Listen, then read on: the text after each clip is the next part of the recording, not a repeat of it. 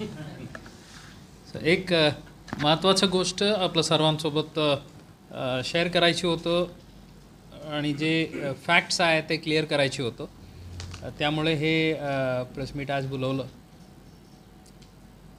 मागच्या आठवड्यात एक इन्सिडेंट रिपोर्ट झालं होतं. आयान भगवान म्हणून एक युवक आहे. ते व्यवसाय त्यांच्या भाजीपाला विक्रीच्या.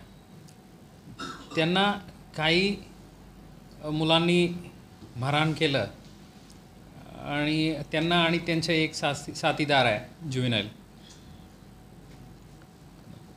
ते दोघंजणांना मारहाण केलं म्हणून त्यांनी फिर्याद दिलं होतं. आणि त्याच दिवशी रायट अलॉंग विथ हर्टच्या गुन्हे दाखल करून पुढील तपास सुरू केलेला आहे. त्यापैकी 3 आरोपी अटक केलेले आहेत आणि ते अजूनसुद्धा न्यायालयीन कोठडीत आहे. आणखी 9 आरोपी आयडेंटिफाईड आहे, नावाने आहे. एकूण 12 आरोपी आयडेंटिफाईड आहे. त्यापैकी जे बाकी 6 आज ताब्यात घेऊन पुढील अटक प्रक्रिया सुरू करत आहेत. उर्वरित जे 3 आहेत ते पण शोध प्रक्रिया सुरू आहे. आणि त्याच दिवशी, ज्या दिवशी यांच्या कंप्लेंट होतो त्याच दिवशी एक पीडित महिलाचा कंप्लेंट होतो. यांनी त्यांच्या दुकानासमोर येऊन छेडखानी करत आहेत वगैरे वगैरे. त्यानुसार एक 354 बाधावी कलम अंतर्गत गुन्हे दाखल करण्यात आलं होतं. आणि एक विधी संघर्ष बालिका आहे, तिचे एक कंप्लेंट आहे. त्यावर एक 354 विथ पोक्सो ॲक्ट याच आरोपी विरुद्ध, म्हणजे हे आयान भगवान जे आहे त्यांच्याच विरुद्ध पुन्हा करण्यात आलं होतं. सो एकंदरीत आतापर्यंत तपासामध्ये हे निदर्शनास आलेलं आहे. ते काही टेक्निकल एव्हिडन्स पण आम्हाला मिळालेले आहेत. मोबाईल फोन वगैरे जप्त करण्यात आलेले आहेत. त्यामधून पर्टिक्युलरली जे कोणी फोनपेवर पेमेंट केलेलं आहे त्यात उघड त्यांचा नंबर मिळत आहे समोरच्या व्यक्तीला. त्यामधून काही डी पी असो किंवा स्टेटसमध्ये जे काय आहे ते डाउनलोड करून आपल्या मोबाईलवर ठेवायची किंवा त्यांना संपर्क करण्याचा प्रयत्न करायची, चॅट वगैरे, अशा प्रक्रिया आहेत. त्यामधून हे जे पहिले 354 दाखल करण्यात आलं होतं त्या फिर्यादीच्या नेतेवाईकांना पहिले फिर्यादींनी कळवलं आणि त्यामधून हे पूर्ण प्रक्रिया आलेलं आहे. यात जे कोणी कायदा हातात घेतलं ते चुकीचं आहे आणि त्यांच्यावर जे गुन्हे दाखल करण्यात आलेले आहेत त्यावर कडक कायदेशीर कारवाई 100% करण्यात येईल. ॲट द सेम टाईम या विषयामध्ये काही कम्युनल कलर देण्याचा प्रयत्न चालू आहे अशा निदर्शनास येत आहे. जे गोष्ट 354 म्हणजे एक महिलांच्या छेडखानीमधून सुरू झालेल्या आहेत आणि त्यांच्या नेतेवाईक आणि त्यांच्या मित्रांनी हे कृत्य केलेलं आहे. त्यांनी जे कायदा हातात घेतलेला आहे ते अत्यंत चुकीचे आहेत. कोणी अशा करू नये. आणि ज्यांनी केलेलं आहे त्यांना आम्ही एक गुन्हेगाराला जे कारवाई करणार आहे तसाच त्यांच्या पण कारवाई होणार आहे. पण यात काही व्यक्ती किंवा ऑर्गनायझेशन असो किंवा इंडिव्हिज्युअल व्यक्ती असो, टोटली एक कम्युनल कलर देऊन,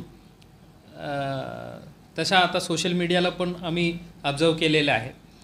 हे जे व्हर्जन जे आहे, हे जे नॅरेटिव्ह जे आहेत ते चुकीचे आहेत. आणि आम्हाला आता हेच आव्हान आहे, इतर कोणी पीडित महिला असलं तर ते काही सोशल टॅबूला घाबरून ते पुढे येत नाही. तसं काय असलं तर आपण नक्की समोर यावे. पुढील कायदेशीर कारवाई 100% करण्यात येईल. आणि अशा एक व्यक्तीला पाठिंबा देऊन कुठलाही वेस्टेड इंटरेस्टसाठी, कारणसाठी या इन्सिडेंटमुळे ओव्हरऑल शहरच्या कायदा व सुव्यवस्थेचा प्रश्न निर्माण होईल किंवा दोन गटामध्ये वाद निर्माण होईल अशा प्रक्रिया कोणी करत असलं तर त्यांच्यावर पण आम्ही गुन्हे दाखल करून योग्य कारवाई करण्यात येईल. ते कुठलाही न्यूज एजन्सी असो, डिजिटल पोर्टल असो, ते लॉ एन्फोर्समेंट एजन्सीच्या जे काही कारवाई आहेत त्यामधून बाहेर नाही आहे. सो आम्ही ते अनालाइज केलेलं आहे. कुठलं पोर्टलमधून हे सिमिलर न्यूज आलेले आहेत ते यादी आम्ही काढून ठेवलेले आहेत आणि त्याच्या चालक कोण आहे, रिपोर्टर कोण आहे, ते सर्व यादी काढलेलं आहे. यामधून आपलं सर्वांच्या मार्फतीने माझा विनंती आहे, अशा कोणी आम्ही 4 जण मिळून हे पूर्ण नॅरेटिव्ह बनवू अशा प्रक्रिया केलं तर ते 100% आमच्याकडून गुन्हे दाखल करून पुढील कारवाई होणारच. सो आपला एक बिझनेस असलं तर ते बिझनेस म्हणून आपण करावे, सेवा म्हणून करावे. यात कुठलाही वेस्टेड इंटरेस्टसाठी आपण काही अजेंडा ड्रिव्हन सुरू केलं तर मग लीगल ॲक्शन फेस करावं लागेल. या विषयामध्ये डिपार्टमेंट खूपच क्लिअर आहे. ज्यांनी कायदा हातात घेतलेला आहे ते चुकीचे आहे. ते कुठल्याही जातीच्या असो, धर्माच्या असो, कुठल्याही प्रकारच्या सवलत कोणाला मिळणार नाही. जे आरोपी आहे ते आरोपी आहे आणि criminals will be dealt with sternly. आणि हे जे विक्टिम जे आहेत या जे मारहाण प्रकरणामध्ये ते अजूनही हॉस्पिटलला ॲडमिटेड आहे आणि त्यांच्या ट्रीटमेंट जे काही चालू आहे त्याबद्दल डॉक्टरसोबत आम्ही टचमध्ये आहे.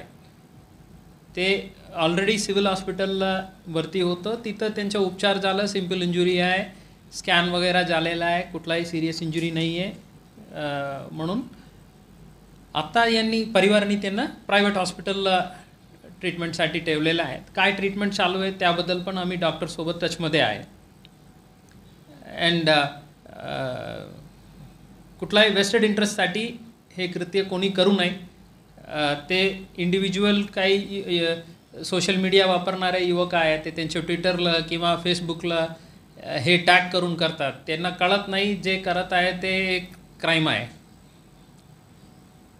4 फ्रेंड्सनी ते स्टेटस ठेवलं म्हणून मी पण ठेवलं, पण गुन्हे दाखल झाल्यानंतर त्यांना कळेल हे सायबर क्राईम आहे आणि त्यांनी जे डिजिटल फुटप्रिंट सोडलेलं आहे ते कुठल्याही प्रकारे ते मागे घेऊ शकत नाही.